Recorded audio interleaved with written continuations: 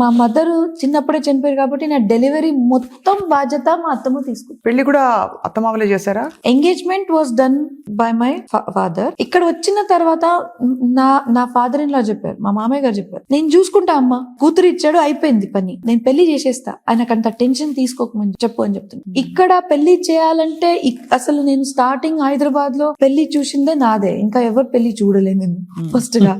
అది ఆ పెళ్లి చూసిన తర్వాత నాకు అనిపించింది, అమ్మ ఇంతమంది వస్తారా, ఇంత గ్రాండ్ గా చేస్తారా, అంటే అంతమంది రావడం, అంతసేపు నిలవడం, అందరికి కూడా దండం పెట్టడం, అందరికి కూడా రెస్పెక్ట్ ఇవ్వడం, అది ఇంపార్టెంట్ ఉంది. సో దట్స్ హౌ మీ అంటే ఇంత ఘనమైన పెళ్లి మీకు ఇక్కడ అంటే అందరు చేస్తుంటారు ఇప్పుడు హైదరాబాద్ లో, ప్రతి ఒక్కరు చేస్తుంటారు. కానీ నేను ఫస్ట్ టైం చూసింది అప్పుడు, నేను ఎప్పుడు చూడలే. నేను నా పెళ్లిలో కూడా అరేంజ్మెంట్స్ అంతా నేనే మొత్తం. I use to be in the front. అంటే అక్కడి నుంచి కొన్ని తీసుకొచ్చేది ఉంటాయి కదా, పసుపు కుంకుమ ఆచారాలు అన్ని ఉంటాయి కదా, అది అంతా దానికి ఒక పద్ధతి ఉంటది.